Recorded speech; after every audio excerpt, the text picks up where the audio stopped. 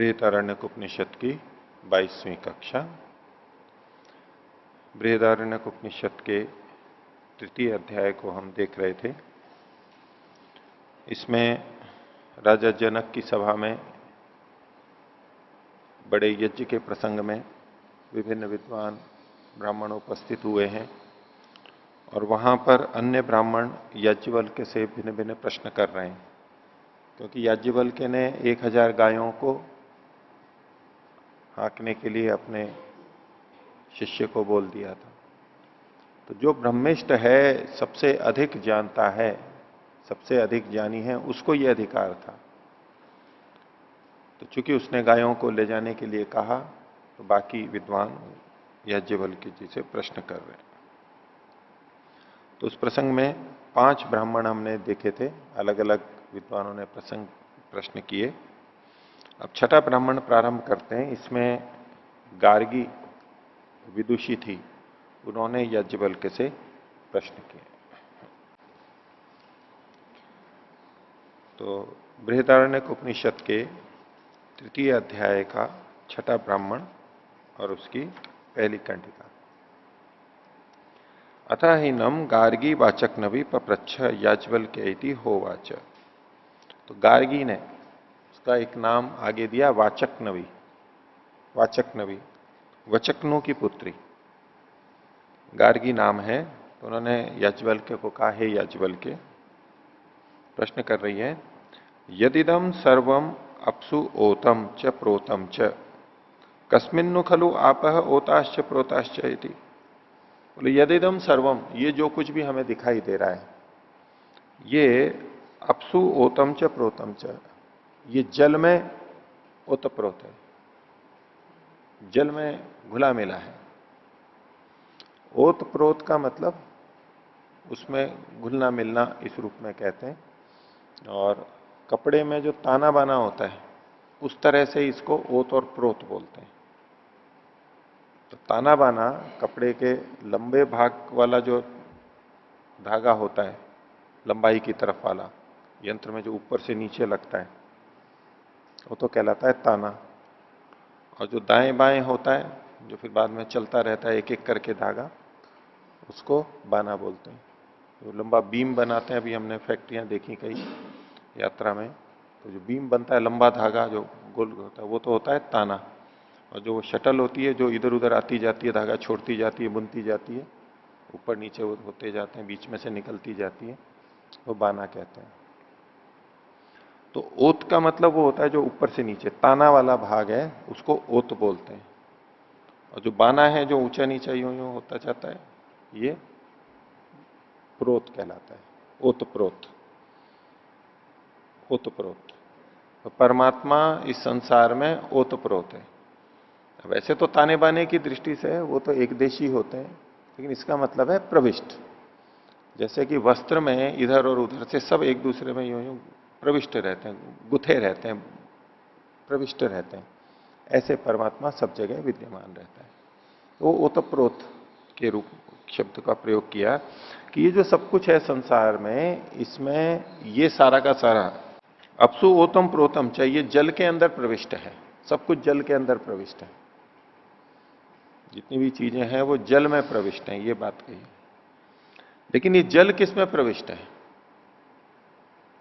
ये सारी चीजें, यानी ये स्थूल चीजें, पार्थिव चीजें जल में ओतप्रोत हैं, जल में प्रविष्ट हैं। जल किस में ओतप्रोत है? जिसमें ओतप्रोत होते हैं वो बड़ा होता है, ऐसा माना जाता है।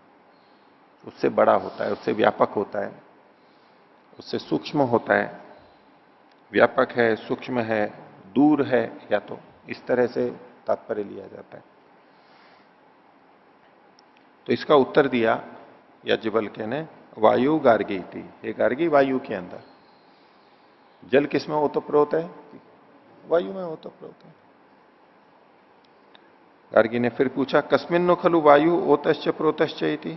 वायु किसमें ओतप्रोत है, किसमें प्रविष्ट है, कहां विद्यमान है? उत्तर दिया, अंतरिक्ष लोकेशु गार्गी थी। अंतरिक्ष लोक में है। अंतरिक्ष लोक, ये जो खाली स्थान है बीच में, उसमें प्रविष्ट है ये वायु। आगे पूछा, कस्मिन्नु खलु अंतरिक्ष लोका ओताश्च प्रोताश्च। ये जो अंतरिक्ष लोक है, ये किसके अंदर विद्यमान है? तो उन्होंने कहा गंधर्व लोकेशु, गंधर्व लोक में विद्यमान है। अलग से लोक आया। गंधर्व लोक का एक अर्थ टीकाकार करते हैं, सूर्य की रश्मियां, ये गंधर्व लोक है। जो प्रकाश को ले जाते हैं, बहुत तेजी से प्रकाश आता है, फैलता है, चला जाता है। गंधर्व लोक मतलब प्रकाश लोक। तो पृथ्वी और सूर्य द्युलोक, पृथ्वी लोक जिसमें हम रहते हैं, जहां भी हम रह रहे हैं वहां की तुलना से ही कथन है।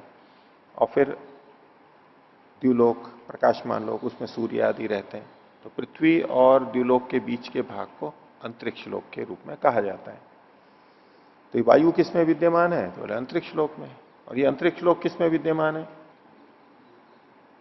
तो बोले गंधर्व लोक में। यानी जो प्रकाश की जो किरणें हैं उसी में ही तो विद्यमान है वो सारा। ये खाली जगह कहां है? क्योंकि प्रकाश की किरणें आ रही हैं वहां से। इस तरह का कथन है। गंधर्व लोकेशु कारगी थी। फिर पूछा कस्मिन्नो खलु गंधर्व लोका ओताश्च प्रोताश्च। गंधर्व लोक किसमें विद्यमान है? तो कहा आदित्य लोकेशु, आदित्य लोक में गार्गी थी।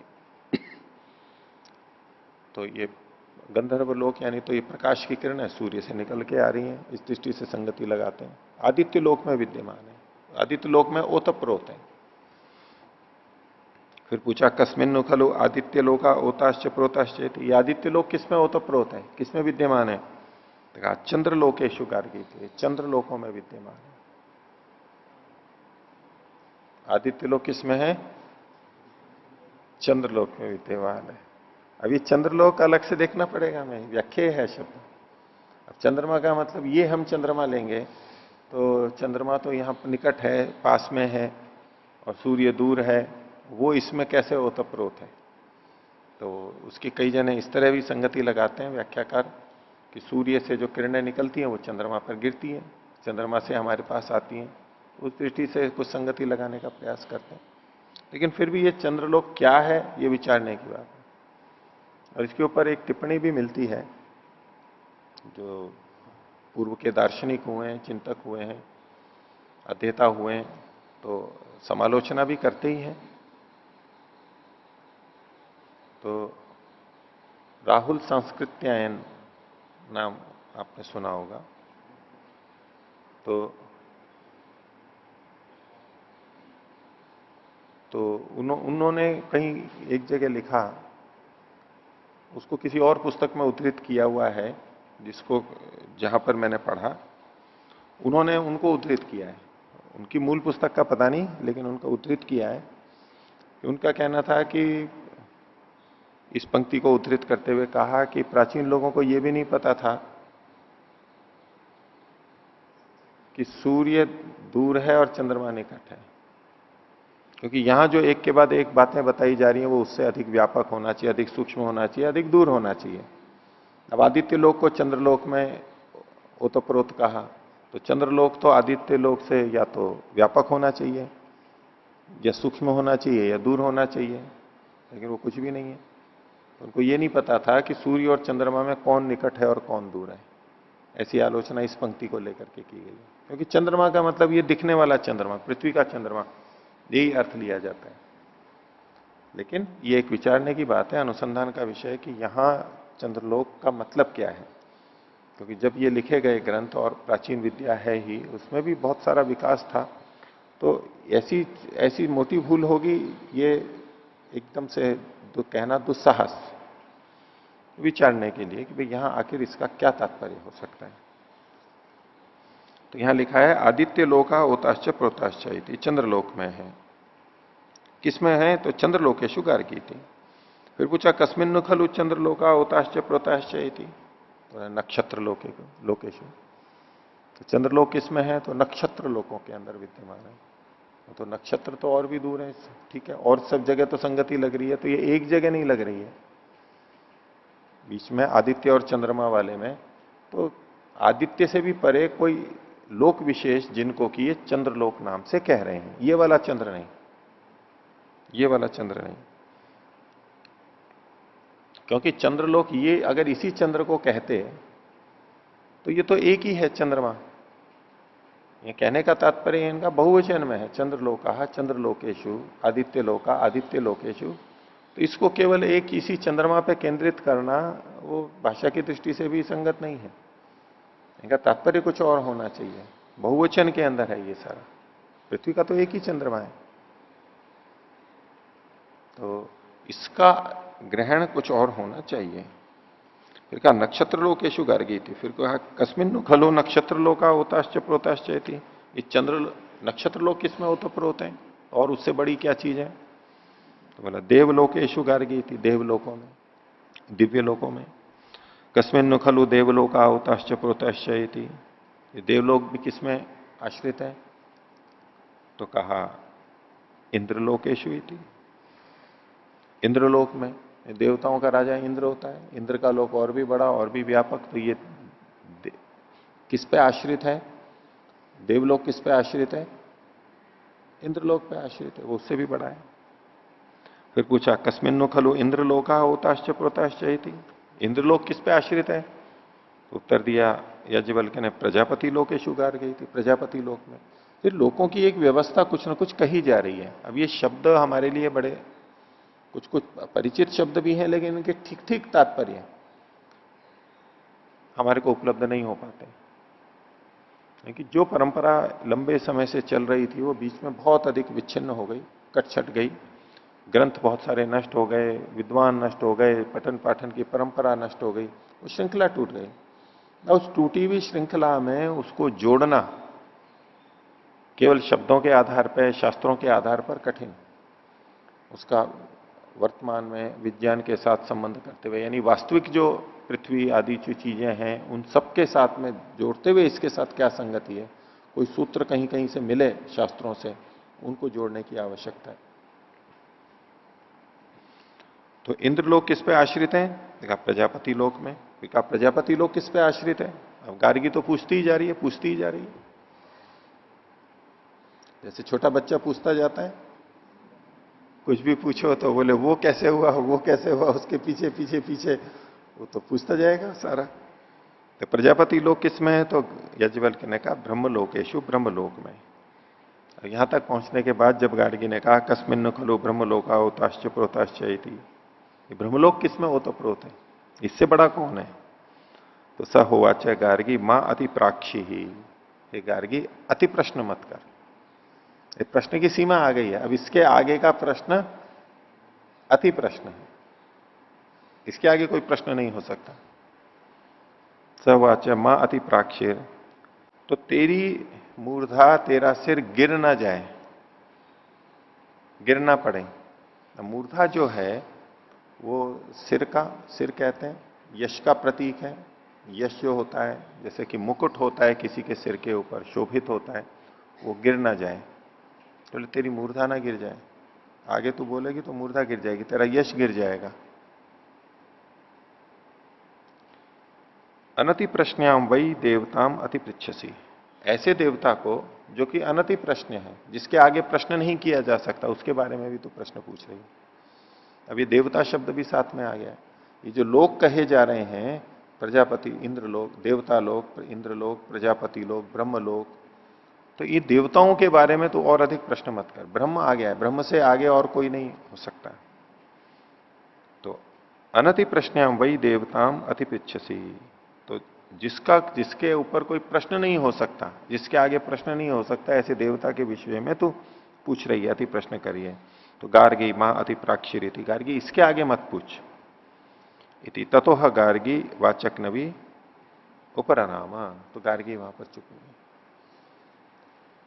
यदि याज्ञवल्क्य इसका भी उत्तर दे देता, कई बार प्रश्न पूछे जाते हैं तो भी कोई ना कोई तो उत्तर देना ही चाहिए, कुछ ना कुछ उत्तर होगा तभी तो प्रश्न किया जा रहा है। कोई ना कोई प्रश्न किया जा रहा है तो उत्तर भी कोई ना कोई होगा, ऐसा मान के उत्तर ही उत्तर सोचते चले जाते हैं। तब याज्ञवल्क्य यदि उत्तर दे देता तो गार्गी को पता लग जाता है कि हाँ ये नहीं जानता है। याज्ञवल्क्य ने सही समय पे गार्गी को रोका कि यह अब अति प्रश्न कर रही है, ये भी एक उसकी परीक्षा थी।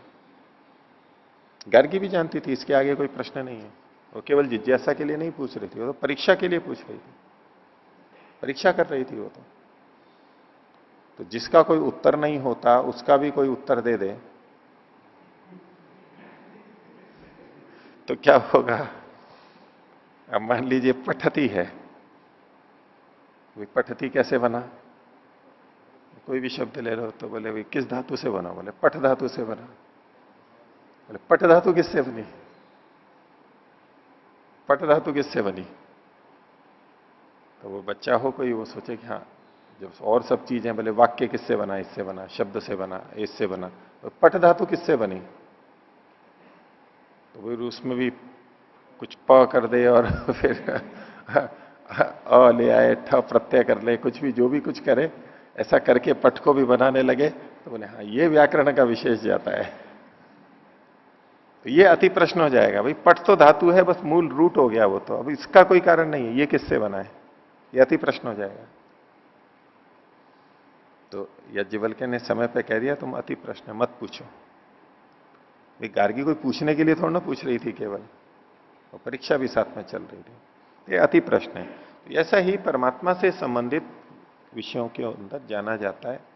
तो ज्ञान की पराकाष्ठा परमात्मा है, हर चीज की सीमा परमात्मा है, तो ऐसे अंदर उससे बढ़कर के कोई कुछ नहीं हो सकता।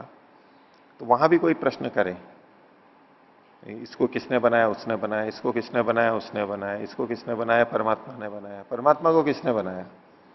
ये अति प्रश्न।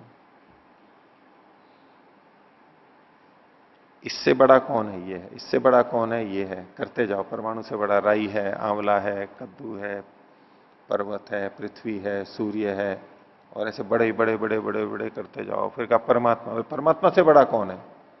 ब्रह्म से बड़ा कौन है? ये अति प्रश्न। ज्ञाता का करते चले जाइए, सुखदायक वस्तुओं का करते चले जाइए, कुछ भी है, अंत में ब्रह्म पे जाके टिकेंगे, वो अंतिम है, उससे बढ़कर के कुछ नहीं है। उसके आगे अगर जाते हैं तो ये अति प्रश्न हो जाएंगे। उसके आगे कुछ नहीं, एक सीमा पे जाके रुकना ही होता है हमें, उसके आगे कोई उत्तर नहीं होता है। अध्यात्म में भी है और विज्ञान में भी है। एक जगह अंतिम जाकर के बस इसका कुछ उत्तर नहीं होता, ये तो ऐसा ही है, ये स्वभाव है, ऐसा ही है, इसका कोई उत्तर नहीं है।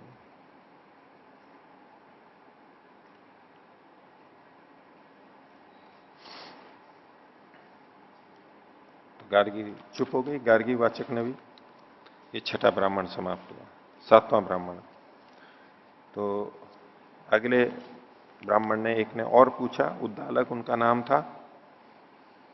सातवें ब्राह्मण का देखिए, अतः हीनम उद्दालक आरुणि पप्रच्छ यज्वल्क्य होवाच। उद्दालक नाम था, आरुणि अरुण के पुत्र थे, आरुणि उद्दालक।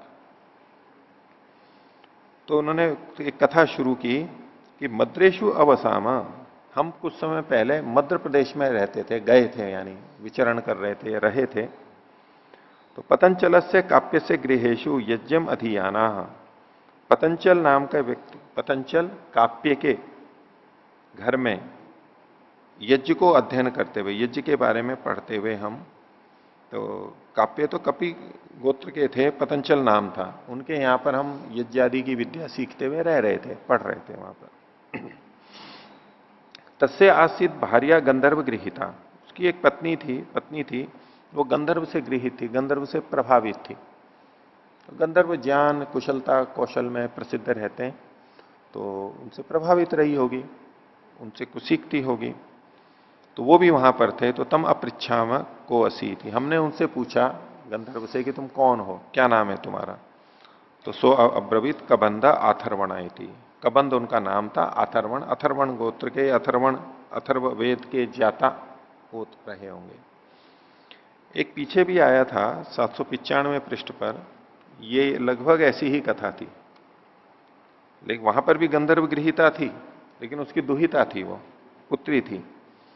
जो तीसरा ब्राह्मण है पृष्ठ 795 पर, तो बुज्जर लाहियानी, उसने पूछा कि वही वही तात्पर्य वहीं पर ही है, वो भी पतंचल से काप्य से,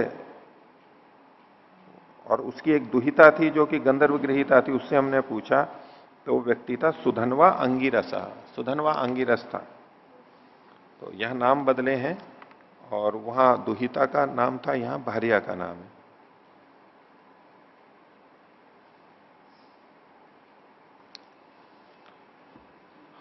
और अंगिरस और अथर्व, अथर्वांगिरस नाम भी आता है, अथर्ववेद से जुड़ा हुआ है। ये ज्ञानमय की पराकाष्ठा मानी जाती है। अथर्ववेद विज्ञान का वेद माना जाता है, ऋग्वेद ज्ञान का, तो अथर्ववेद विज्ञान का वेद माना जाता है। उस दृष्टि से ही दोनों जगह इन गंधर्वों का संबंध उससे जुड़ते हुए दिखाया गया है। तो उससे पूछा कि तुम्हारा नाम क्या है? तो उनका कबंध अथर्वण थी। सो अब्रवीत, तो वो जो कबंध अथर्वण था उसने कहा, उसने एक बात को रखा, पतंचलम काप्यम याचिकांश्च, उसने पतंचल काव्य को, जिसके यहां पर हम पढ़ रहे थे, उनसे भी पूछा और हमसे याज्ञिक जो हम लोग थे उन सबसे पूछा। वेत्थनुत्वम काप्य तत्सूत्रम ये नायम च लोक परश्च लोक सर्वाणी च भूतानि संतृप्तानि भवंती थी। हे काप्य, क्या तुम उस सूत्र को जानते हो? ये न अयम लोक है, जिससे ये लोक जो हमारे को वर्तमान में दिखाई दे रहा है यह है, और परश्च लोक, और जो बाद वाला लोक है ये, और सर्वाणी च भूतानी, और जितने भी प्राणी हैं वे सब संतृप्तानि, जो गुथे हुए हैं, जिसने सबको गूंथ रखा है, बांध रखा है, पिरो रखा है जिसने, ऐसे उस सूत्र को तुम जानते हो क्या? सो अब्रवीत पतंचल काप्यो नाहम तद भगवन वेद इति। तो कबंध को पतंचल काप्य ने कहा कि भाई हम, भगवान, मैं तो इस बात को नहीं जानता हूं, आप ही बताइए। सो अब्रवीत पतंचलम काप्यम याज्ञिकांश, तो कबंध ने याज्ञिकों को, इन सबको कहा। उसने नया प्रश्न किया, कबंध ने फिर एक और प्रश्न किया। पहले तो पूछा कि वो कौन सा सूत्र है जिसने इन सबको बांध रखा है, इस लोक को, परलोक को, सब प्राणियों को। कहा कि हम तो नहीं जानते। तो उसने दूसरा प्रश्न किया उस सभी से कि वेत्थनु त्वम काप्य तम अंतर्यामिणम या इमम च लोकम च, या इमम च लोकम परम च लोकम सर्वाणी भूतानि यो अंतरो यमयति इति। तुम क्या उस अंतर्यामी को जानते हो जो इस लोक को और परलोक को और सब भूतों को अंदर रहते हुए नियमन कर रहा है, उनका यमन कर रहा है, अंदर इनके विद्यमान है और इनको नियंत्रित कर रहा है। अंतरो यमयति, अंदर रहते हुए इनका नियमन कर रहा है, क्या तुम उसको जानते हो अंतर्यामी को? तो सो अब्रवीत पतंचल काप्यो नाहम भगवान वेदयति। पतंचल काप्य ने कहा, भगवान मैं तो नहीं जानता हूं इसको, कौन है वो? तो एक तो सूत्र को पूछा और एक अंतर्यामी को पूछा। सो अब्रवीत पतंचलम काप्यम याजिकांश्च यो वै तत्काप्य सूत्रम विद्यात तम च अंतर्यामीणम इति। तो कबंध ने इन सबसे कहा कि जो इस सूत्र को जानता है और जो उस अंतर्यामी को जानता है उसे क्या कहते हैं?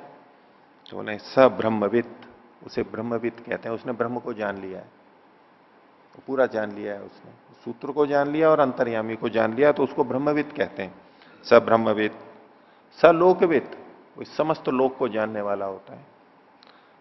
स देवविद, वो सब देवों को जानने वाला होता है।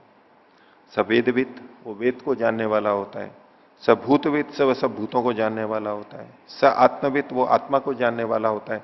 स सर्वविद इति, वो सबको जानने वाला होता है। और है तो वो ही, एक ही व्यक्ति है। उसने सूत्र को जाना और अंतर्यामी को जाना, तो ये कह दिया कि वो सबको जानने वाला होता है। वो सबको जानने वाला हो गया, वो आत्मविद भी हो गया, वो ब्रह्मविद भी हो गया, वो लोकविद भी हो गया, वो वेदविद भी हो गया, सब कुछ हो गया, देवविद हो गया। तो ये शब्दों का भेद है, बाकी तात्पर्य सबका एक ही है। जो ब्रह्मविद होता है वही सर्वविद होता है, जो ब्रह्मविद होता है वही देवविद होता है, जो ब्रह्मविद होता है वही वेदविद होता है, जो वेदविद होता है वही ब्रह्मविद होता है। एक दूसरे से जोड़ सकते हैं, इन इन नामों से उसको पुकारा जाता है। तो तेभ्यो अब्रवीत, उनसे उसने फिर कहा, कबंध ने हम सबको फिर उसका उत्तर भी दे दिया। ये जो उद्दालक है आरुणी, वे भी वहां पर था, उसने कहा हमारे को, कबंध ने फिर इसका उत्तर भी दे दिया।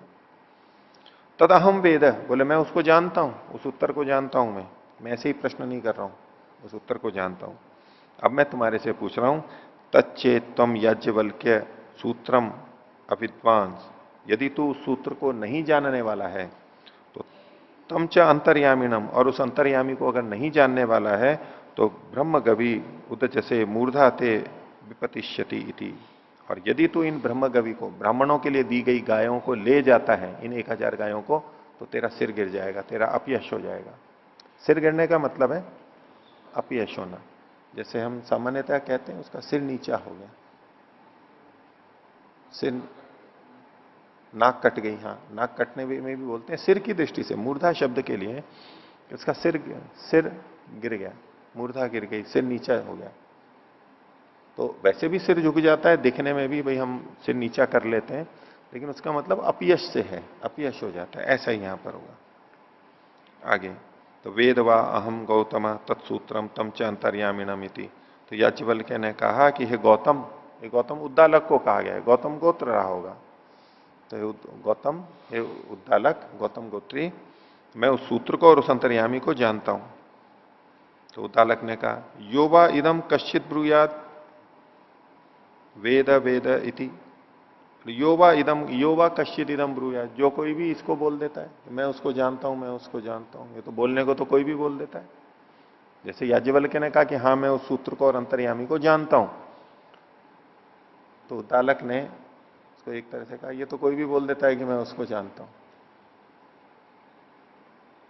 यथा वेत्थ तथा ब्रूहि, तुम जैसा जानते हो वो बताओ, तो पता लगेगा कि तुम जानते हो नहीं जानते हो। यूं तो कोई भी कह देता है कि मैं जानता हूं।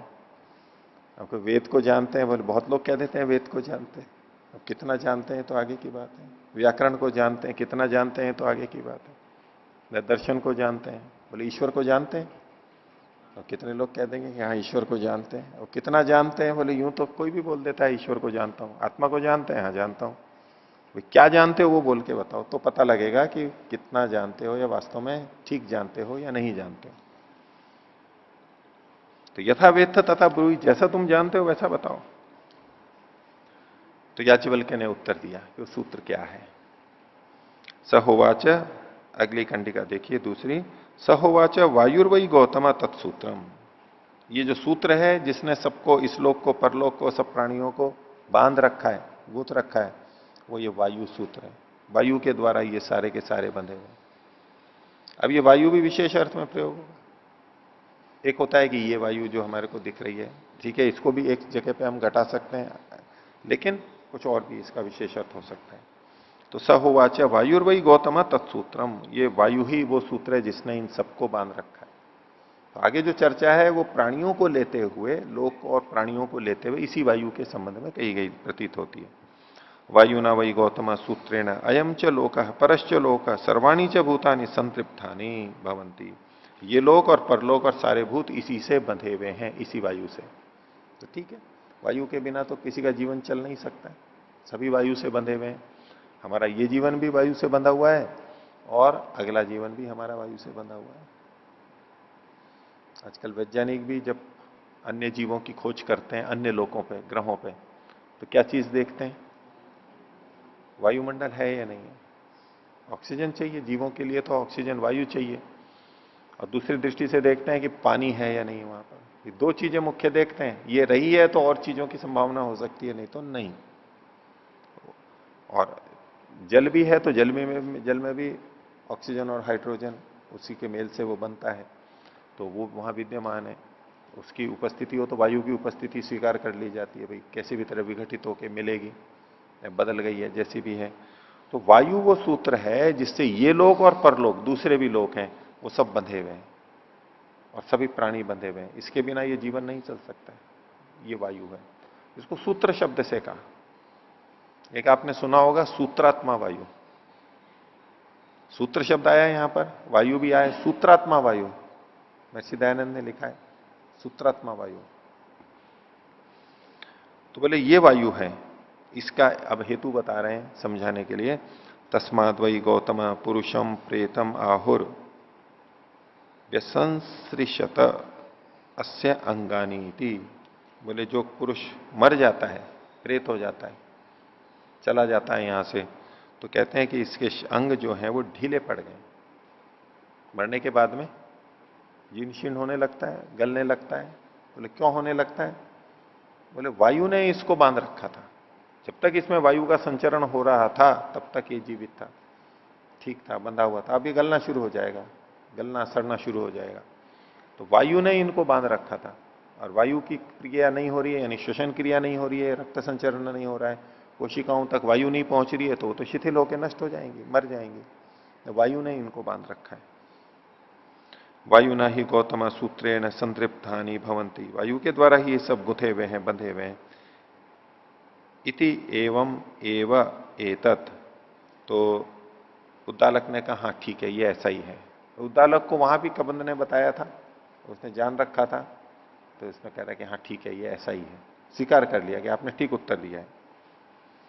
यज्वल के अंतर्यामिणम ब्रूही थी, यज्वल के अब उस अंतर्यामी को बताओ, सूत्र को तो आपने बता दिया। तो एक जो सूत्रात्मा वायु है, हालांकि यहां सूत्रात्मा वायु शब्द नहीं लिखा है, सूत्र लिखा है और वायु लिखा है। सूत्रात्मा वायु, सूत्र रूप वायु, उसके अलग अलग तरह से अर्थ करते हैं कई जने, लेकिन ऋग्वेदादि भाष्य भूमिका में सृष्टि विद्या विषय में महर्षि दयानंद ने एकदम स्पष्ट लिखा है सूत्रात्मा वायु क्या है। अन्य जगह पे केवल नाम लिखा है तो कई जने उसका तात्पर्य लेते हैं, यानी आत्मा, जीवात्मा के रूप में लेते हैं, क्योंकि आत्म शब्द देखते हैं सूत्रात्मा वायु। तो महर्षि ने वहां पर इस पृथ्वी के ऊपर 7 परतें मानी है, 7 परतें, और सप्तऋषियों में 5 प्राण और धनंजय और सूत्रात्मा वायु ऐसे करके भी 7 गिने गए हैं, और 7 परतें मानी है यहां पर।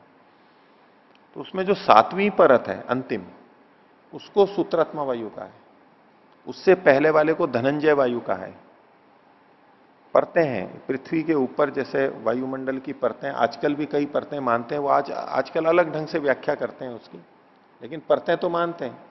एक ऊपर परत होती है, जैसे ओजोन की परत होती है ऊपर, और ऐसे नीचे घनी होती है, फिर धूल वाली, और ये पानी वाली, फिर उससे ऊपर, तो वहां भी ये वायु हो गई, फिर मेघमंडल हुआ, फिर जल वाला हुआ, ऐसा सब कुछ लिखा हुआ है, 7 परतें मानी गई हैं।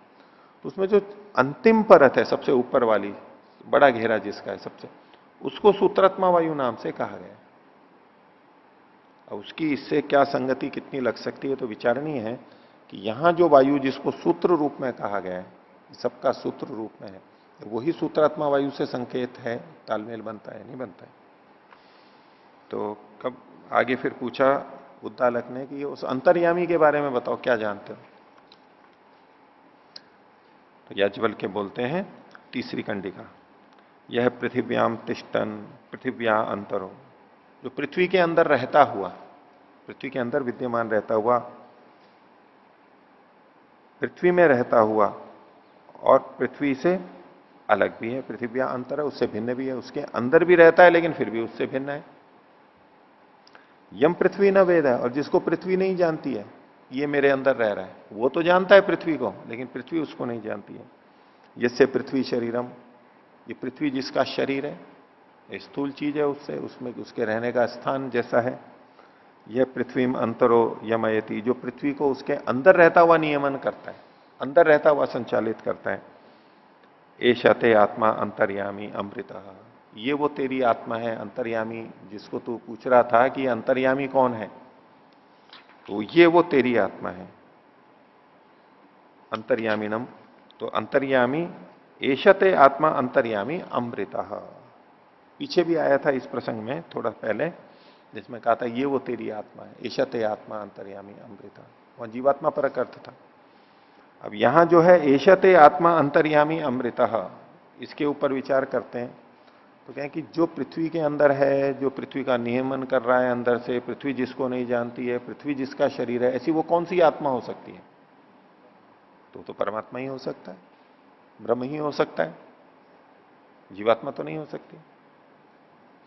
तो उसको लेते हुए फिर कहा जा रहा है एशते आत्मा अंतर्यामी, एशते आत्मा, ये तेरी आत्मा है।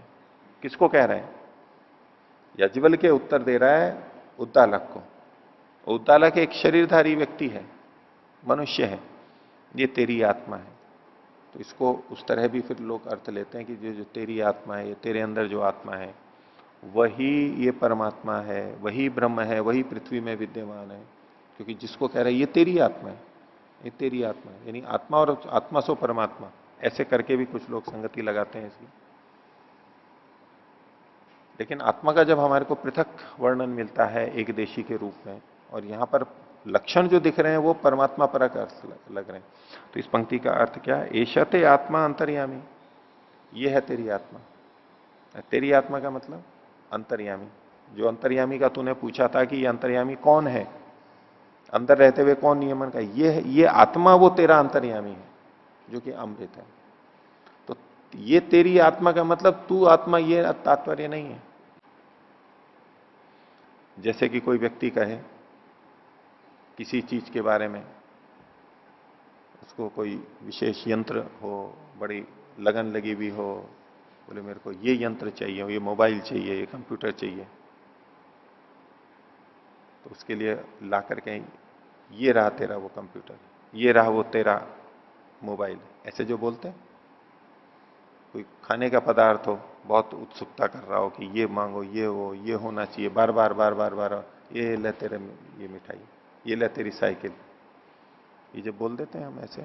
ऐशते आत्मा अंतर्यामी, ये जो तेरा अंतर्यामी जो तू बार बार पूछ रहा था, वो अंतर्यामी कौन है? अंतर्यामी ये जो आत्मा है वो ये अंतर्यामी है तेरा। उसका ये मतलब नहीं कि जो तू आत्मा है वो, उस तरह लेंगे तो भिन्न अर्थ चला जाएगा। ऐशते आत्मा अंतर्यामी, ये जो तेरा अंतर्यामी है ना, जिसको अंतर्यामी को तू पूछ रहा था, वो ये आत्मा है जो अंदर रहते हुए नियमन कर रहा है, वो ये आत्मा है। अब ये आत्मा कौन है? वो जीवात्मा नहीं, लक्षणों से वो परमात्मा अर्थ निकलेगा।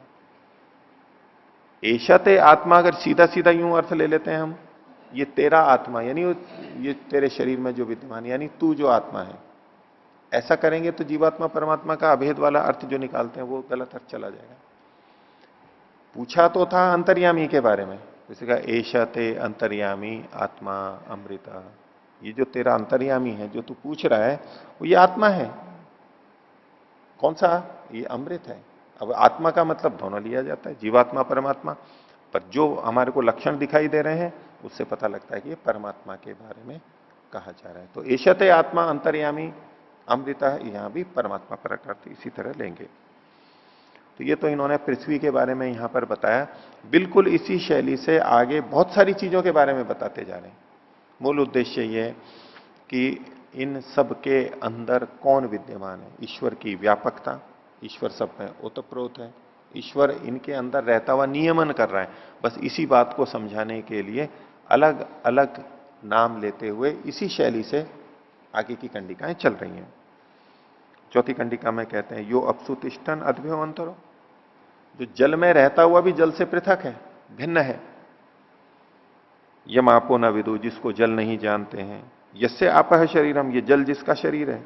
यो आपो अंतरो यमयति, जो जल के अंदर रहता हुआ उसका नियमन कर रहा है। एशते आत्मा अंतर्यामी अमृता, ये वो अंतर्यामी आत्मा है। तो पृथ्वी हो गया, जल हो गया। अगली कंडिका में अग्नि के लिए कहा, बिल्कुल वो के वो वचन है। यो असो अग्नौ तिष्ठन अग्निरंतरो, जो अग्नि में रहता हुआ लेकिन अग्नि से भिन्न है। यम अग्नि न वेद है, जिसको अग्नि नहीं जानती है। यस्य अग्नि शरीरम, अग्नि जिसका शरीर है और जो अग्नि के अंदर रहता हुआ उसका नियमन कर रहा है। एशते आत्मा अंतर्यामी अमृता, ये टेक बिल्कुल जो कि तुम चल रही है। अग्नि के बाद में छठे के अंदर कहा अंतरिक्ष के लिए। ये तीन तो महाभूत बताए इन्होंने, अब बीच में यहां पर अंतरिक्ष का ले लिया। ऐसा कोई वो क्रम नहीं है कि बिल्कुल उसी जैसा कि भूतों की रचना होती है उसी क्रम से बिल्कुल बताया जाए। तो यो अंतरिक्ष तिष्ठन अंतरिक्षादंतरो, जो अंतरिक्ष में रहता हुआ भी अंतरिक्ष से भिन्न है। तो कई बार परमात्मा को भी अंतरिक्ष शब्द से कहा जाता है, परमात्मा को भी अग्नि शब्द से कहा जाता है, परमात्मा को भी वायु शब्द से कहा जाता है, लेकिन यहां उनसे भिन्नता दिखाई जा रही है। जहां परमात्मा को अंतरिक्ष कहा जाता है, वायु कहा जाता है, अग्नि कहा जाता है, जल कहा जाता है, आपा कहा जाता है, वहां विभिन्न अर्थों की संगति है। यहां जो अंतर कहा जा रहा है, ये जो पृथ्वी जड़ पदार्थ हैं, जो परमात्मा से भिन्न चीजें हैं, उनको वास्तव में कहा जा रहा है ये उसमें रहता हुआ भी उनसे भिन्न है। तो अंतरिक्ष का कहा, उसके आगे फिर वायु का कहा सातवें में, यो वायु तिष्ठन वायु अंतरो, जो वायु में रहता हुआ वायु से भिन्न है, जिसको वायु नहीं जानता है और वायु जिसका शरीर है इत्यादि।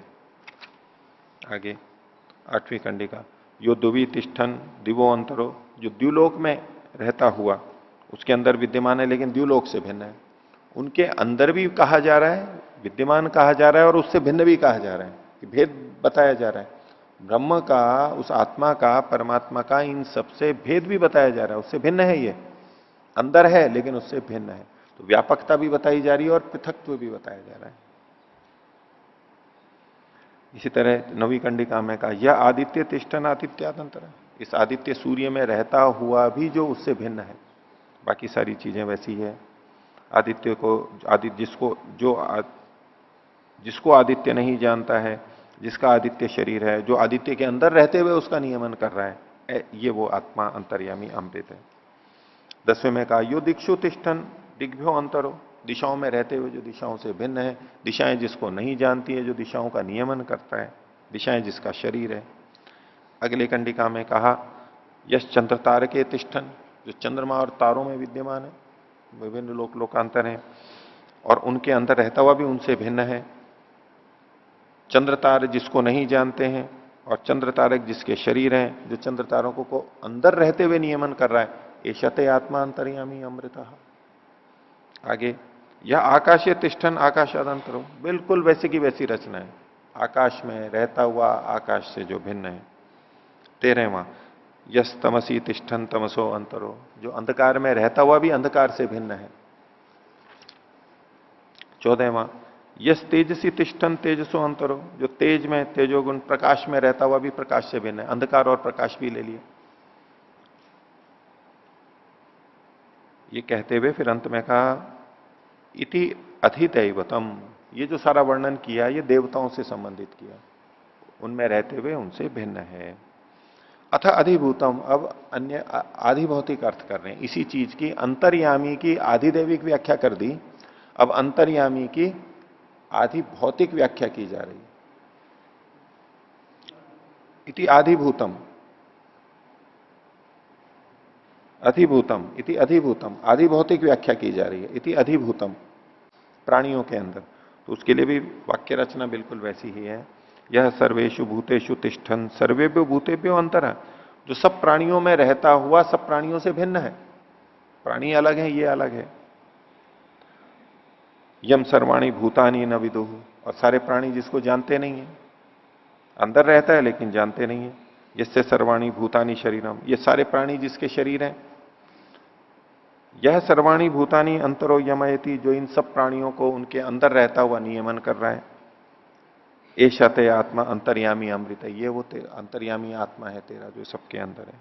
इति अधिभूतम, ये अधिभूत बताया, अधिभौतिक अर्थ किया। आगे कहा अथ अध्यात्मम, अब आध्यात्मिक अर्थ कर रहे हैं। ये तीसरे तरीके से अर्थ किया जा रहा है। हमारे शरीर में अंदर जो जो चीजें हैं उनमें से कुछ चीजों का वर्णन करते हुए बिल्कुल इसी शैली से बता रहे हैं। 16वीं कंडिका में कहा, यह प्राणे तिष्ठन प्राणादंतरो, जो प्राण में रहता हुआ प्राण से भिन्न है। प्राण का मतलब यहां पर ग्रहण इंद्रिय भी लिया जाता है, जो कि आगे इंद्रियों का वर्णन है। यम प्राणो न वेद, जिसको ये ग्रहण इंद्रिय नहीं जानती। यस्य प्राणम शरीरम, ग्रहण इंद्रिय जिसका शरीर है। यह प्राणम अंतरो यमयति, जो प्राण के अंदर रहता हुआ उसका नियमन करता है। ईशते आत्मा अंतर्यामी अमृत, ये वो अंतर्यामी है अमृत।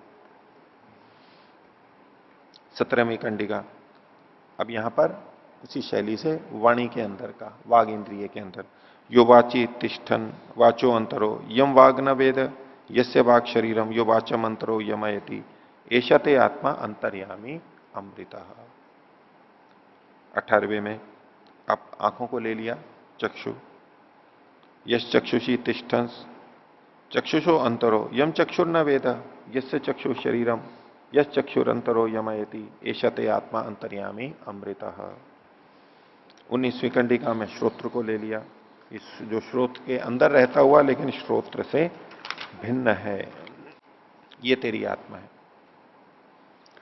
20वें में मन को ले लिया, देव मनसी तिष्ठत मनसो अंतरो, जो मन में रहता हुआ भी मन से भिन्न है, जिसको मन नहीं जानता। यह मनो न वेद, जिससे मन शरीरम, मन जिसका शरीर है। अब मन परमात्मा को नहीं जानता।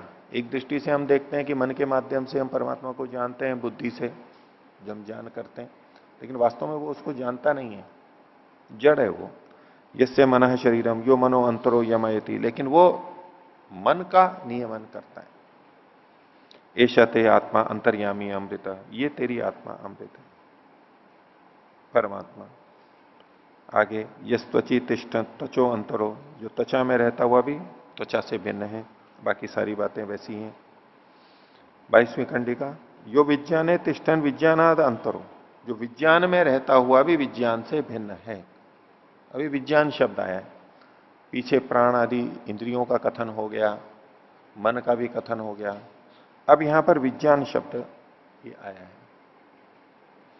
तो इसके जो अलग अलग शाखाएं हैं, तो ये जो विज्ञाने शब्द है ये काण्व शाखा में मिलता है, और इसी की माध्यान्दिन शाखा है, उसमें आत्मनि शब्द मिलता है। इन शाखाओं में लगभग वही वाक्य, वही मंत्र और ये रचनाएं होते हुए कुछ कुछ शब्दों का भेद होता है, और वो शब्द उसके अर्थ को बताने वाले होते हैं। तो यहां जो यो विज्ञाने तिष्ठन विज्ञानाद अंतरा, वहां पर है यह आत्मनि तिष्ठन आत्मनो अंतरा। तो विज्ञान और आत्मा यहां पर एक ही अर्थ में प्रयोग किए गए हैं, ऐसा हमें समझना चाहिए, क्योंकि बाकी सारा वैसा का वैसा ही है, ये शब्द एक अंतर कर दिया गया। तो विज्ञान जो जानने वाला है यानी आत्मा। अब ये जीवात्मा के बारे में कहा जा रहा है। अभी तक जो वर्णन चल रहा था परमात्मा का चल रहा था, और उसी परमात्मा के बारे में कहा जा रहा है कि जो आत्मा में रहता हुआ आत्मा से भिन्न है। पीछे का जो वर्णन था उसमें कोई फिर भी मान लो तर्क वितर्क करने लगे, एशते आत्मा अंतर्यामी अमृता, यद्यपि उसकी एक अलग संगति आपके सामने रखी है, वो अर्थ भी होता है और उसको हम उससे भी अर्थ सकते हैं, नहीं यही अर्थ संगत है। लेकिन फिर भी कोई कहे नहीं, यहां तो लिखा है कि ये जो आत्मा तेरी है वही अंतर्यामी है, यानी उद्दालक के अंदर जो आत्मा है। हम शब्दों पे जाने लगेंगे तो केवल उद्दालक के अंदर जो आत्मा है वही अंतर्यामी है क्या, वही परमात्मा है क्या? यज्ञवल के जो बोल रहे थे उसमें नहीं है क्या? अगर शब्दों पे ही केंद्रित हो जाए, वो कहे कि नहीं ये तो उसी आत्मा के लिए कहा जा रहा है, इसलिए आत्मा सो परमात्मा, आत्मा परमात्मा का ही अंश है और आत्मा ही परमात्मा है, परमात्मा ही आत्मा है, भेद नहीं है, इस तरह का जो वर्णन करने लगे शब्दों को पकड़ करके, तो कहें कि अच्छा यहां पर एशते आत्मा, ते किसके लिए कहा जा रहा है? तेरी, किसकी? उद्दालक की। तो क्या केवल उद्दालक की आत्मा ही परमात्मा है, सर्वंतर्यामी है? और वो लोग इसका जो अर्थ लेते नहीं, वो तो सबके लिए है। अच्छा सबके लिए कैसे लगा लिया आपने यहां पर? एशत ते आत्मा, तेरी आत्मा, शब्दों को पकड़ेंगे तो अपने लिए क्यों ले लिया, अन्यों के लिए क्यों ले लिया?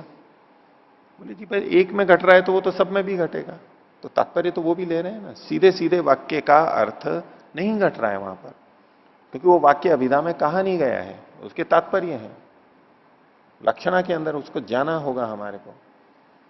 तो वो तो हम भी उसमें भी कर रहे हैं, ये वो अंतर्यामी है, तेरा अंतर्यामी, तेरा अंतर्यामी मतलब जिसको अंतर्यामी को तो पूछ रहा है, वो ये आत्मा है। तो वहां भी हम उत्तर दे सकते हैं, उचित अर्थ लगा सकते हैं, लेकिन यहां क्या करेंगे? यहां तो उस आत्मा में भी जो विद्यमान है, अगर ते आत्मा उद्दालक की आत्मा को ही कथन किया जा रहा होता तो ये वचन नहीं घट सकता था जो अभी हम देख रहे हैं 22वां। क्या कहते हैं? यो विज्ञाने तिष्ठन विज्ञानादंतरो, जो विज्ञान के अंदर रहते हुए विज्ञान से भिन्न है। अब इसकी माध्यन्दिन शाखा में विज्ञान की जगह आत्मनि शब्द लिखा हुआ है।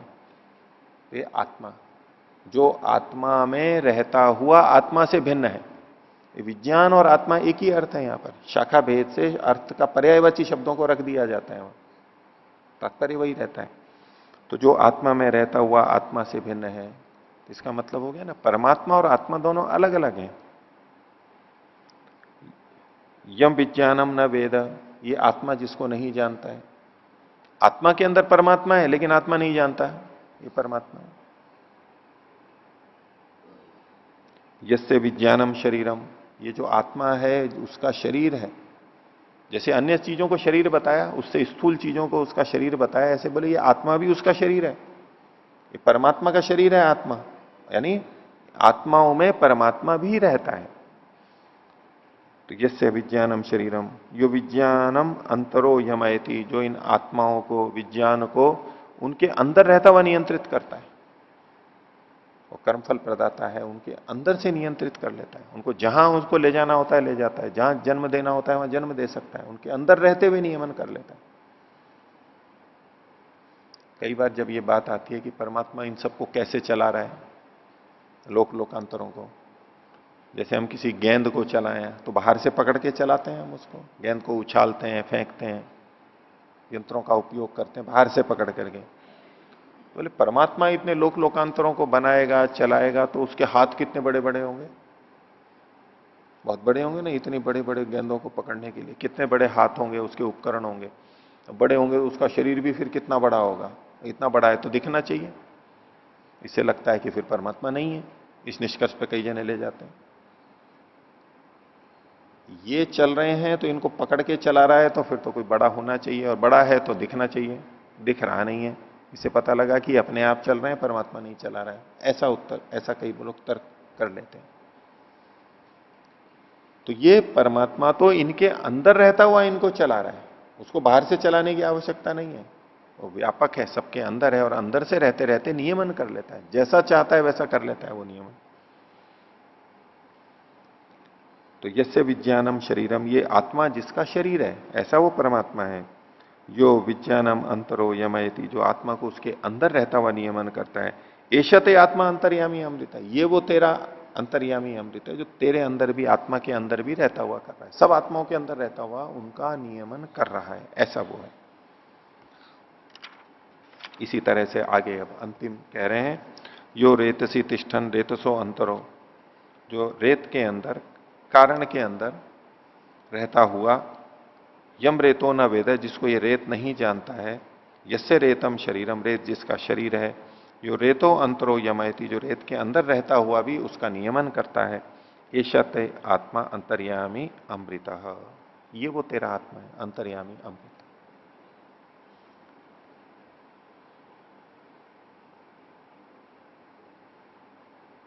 आगे कहते हैं उसी परमात्मा के, उस अंतर्यामी के बारे में ही बता रहे हैं।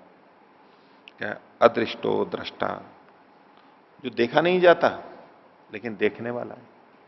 अदृष्ट है, दूसरों से नहीं देखा जाता है, किसी उपकरणों से नहीं देखा जाता, लेकिन दृष्टा है वो। अदृष्टो दृष्टा, न दिखाई देने वाला दृष्टा है वो। अश्रुतः श्रोता, जो सुना नहीं जा सकता, इसमें शब्द गुण नहीं है, देखा इसलिए नहीं जा सकता कि उसमें रूप गुण नहीं है। तो अश्रुतः श्रोता, वो सुना नहीं जाता है श्रोत्र से, लेकिन वो सबका सुनने वाला है, श्रोता। अमतो मनता, जिसका मनन नहीं किया जा सकता, पूरा मनन नहीं किया जा सकता, लेकिन वो मनन करने वाला है, सबसे अधिक ठीक ठीक मनन करने वाला। मनता तो वही है। अब परमात्मा देखा नहीं जा सकता, परमात्मा सुना नहीं जा सकता, ये तो हमारे को समझ में आता है कि हम निराकार मानते हैं।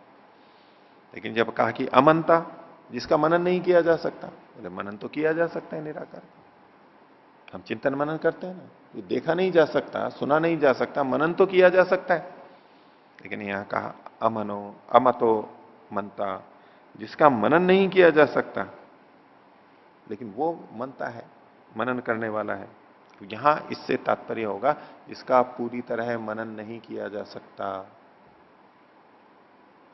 पूर्ण निषेध नहीं, क्योंकि ये जो अ आता है वो अल्प अर्थ में भी आता है, जिसका थोड़ा ही मनन किया जा सकता है, जिसका पूरा मनन नहीं किया जा सकता। हम कितना भी प्रयास कर लें मनन करने का, जिसका पूरा मनन किया नहीं जा सकता।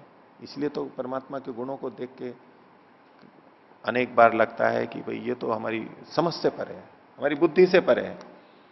ये समझ में नहीं आता कि ऐसी कोई अनंत वस्तु होगी जिसका कोई और छोर नहीं है, अंत नहीं है। ये समझ में नहीं आता। कोई चीज ऐसी होगी जो ना उत्पन्न हुई है ना नष्ट होगी, ऐसी है, ये कैसे? जो बिना साधनों के भी देखती है, सुनती है, कैसे? कितना ही मनन करें, हमारी सीमा रहती है, हम नहीं मनन कर पाते। तो जिसके गुण कर्म स्वभावों को पूरी तरह हम मनन नहीं कर सकते, ये परमात्मा कैसे इस सृष्टि को चला रहा है, कैसे उसने बना दिया, कितनी विचित्रता से सब प्राणियों के कर्मों को जान रहा है, उनको फल दे रहा है, यथा योग्य न्याय आचरण कर रहा है, न्याय कर रहा है, उनका फल दे रहा है। कैसे कर रहा है ये नहीं पता लगता, हम सोच भी नहीं पाते। यद्यपि बहुत कुछ सोचते हैं और यूं लगता है कि हाँ मैं सब पता है, लेकिन फिर भी हम पूरा नहीं सोच पाते। अब जैसे ये पृथ्वी और ये सूर्य और ये सारे ग्रह नक्षत्र इतने, इनके बारे में इतना जानते हुए भी पूरे नहीं जानते हम इनको। कोई कल्पना नहीं होती, आखिर बुद्धि ही काम करना बंद कर देती है। कितनी दूर तक ये फैला हुआ है, वैज्ञानिकों की बुद्धि भी काम करना बंद कर देती है। मनन कर ही नहीं सकते, आखिर हो कैसे गया है कितना, कैसे हो गया ये। तो इसी की सीमित पृथ्वी और सीमित संसार के बारे में ही हमें अमनता जैसा, अमनन जैसी स्थिति बन जाती है कि इसके बारे में तो कुछ सोच नहीं सकते। परमाणु कितने सूक्ष्म हैं, एक सुई की नोक पर भी कितने अधिक हैं, और उसके भी सूक्ष्म सूक्ष्म भाग, ये हमारी तो समझ से बाहर की बात है। मनन नहीं किया जा सकता, आखिर है कैसा ये, बुद्धि में नहीं बैठती है बात। तो वो परमात्मा तो कैसा, अमतो मनता, लेकिन वो मनन करने वाला है, वो सबको ठीक ठीक जानता है, हम उसको नहीं जान सकते पूरा पूरा। अविज्ञातो विज्ञाता, वो जानने वाला है लेकिन स्वयं पूरा ज्ञात नहीं है। अविज्ञात का मतलब कुछ भी नहीं जाना जा सकता, या फिर भी वैसा अर्थ नहीं लेना है, क्योंकि कुछ तो हम जान ही लेते हैं।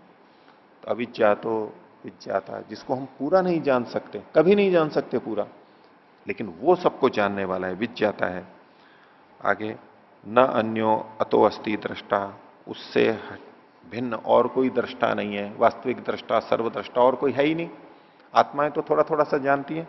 न अन्यो अतो अस्ति दृष्टा, न अन्यो अतो अस्ति श्रोता, उससे बढ़कर के कोई सुनने वाला नहीं है, हर व्यक्ति की बात सुनता है, कैसा श्रोता है वो। न अन्यो अतो अस्ति मनता, उससे बढ़कर के कोई मनता नहीं है। न अतो अन्यो अस्ति विज्ञाता, उससे बढ़कर के कोई जानने वाला नहीं है। एषा ते आत्मा अंतर्यामी अमृत है, ये वो अंतर्यामी आत्मा तेरा, ये वो जो अंतर्यामी तू पूछ रहा था, वो ये आत्मा है, ऐसा आत्मा है। तो अगर उद्दालक का लें या जीवात्मा का लें तो उस पर भी ये लक्षण नहीं घटते हैं कि इससे बढ़कर के कोई श्रोता नहीं है, इससे बढ़कर के कोई विज्ञाता नहीं है, इससे बढ़कर के कोई मनता नहीं है। क्यों नहीं है, खूब है। उद्दालक से बढ़कर के भी हैं और बाकी आत्माएं उनसे भी बढ़कर के हैं। तो ये परमात्मा परक है, ये सारे लक्षण जो दिख रहे हैं, लिंग दिख रहे हैं, व्याख्या की जा रही है, परमात्मा परक है। अतो अन्यत आर्तम, इससे भिन्न जो कुछ है वो सब क्या है, आर्त है, दुखदाई है। इससे भिन्न अगर कुछ चीज परमात्मा के बारे में, इससे भिन्न अगर हम जानेंगे, विपरीत जानेंगे, तो ये दुखदाई होगा, हानिकारक होगा, एक बात। दूसरा, इससे भिन्न का आश्रय लेंगे, अंतिम आश्रय, तो भी दुखदाई है। जैसे प्रकृति का आश्रय लेते हैं, सीमा तक ठीक है, पूरी तरह से तो अतो अन्यदार्थम ततोह उद्दालक आरुणिर उपरामा। ये सब सुन लिया तो उद्दालक आरुणि शांत होकर के बैठ गया, उसने भी स्वीकार कर लिया कि हाँ ये इस विषय में जानते हैं। तो उद्दालक आरुणि ने एक तो सूत्र के बारे में पूछा, सबका सूत्र बांधने वाला कौन सा है। जैसे माला में सूत्र होता है, धागा होता है, सारे मणियों को पिरो के रखता है, बांध के रखता है, संगति रखता है, सामंजस्य रखता है, ऐसा इस सबको बांधने वाला कौन है वो बताया। और सबका अंतर्यामी कौन है, परमात्मा अंदर रहते हुए, जो हम परमात्मा के लिए एक शब्द बोलते हैं सर्वांतर्यामी, तो सर्व यहां पर विशेषण लगा दिया, अंतर्यामी सबके अंदर रहता हुआ नियमन करता है। हमारा भी वो हमारे अंदर रहते हुए नियमन करता है, और वो कुछ भी नियमन कर सकता है और हमारे कुछ वश में नहीं आएगा, हम उससे परे नहीं जा सकते। ऐसा नियमन वो करता रहता है, सबका करता है, ऐसा ही वो विशेष अंतर्यामी। तो ये सभा और आगे चलेगी, गार्गी एक बार फिर से प्रश्न को रखेंगे। आज का पाठ इतना ही रखते हैं। प्रणव।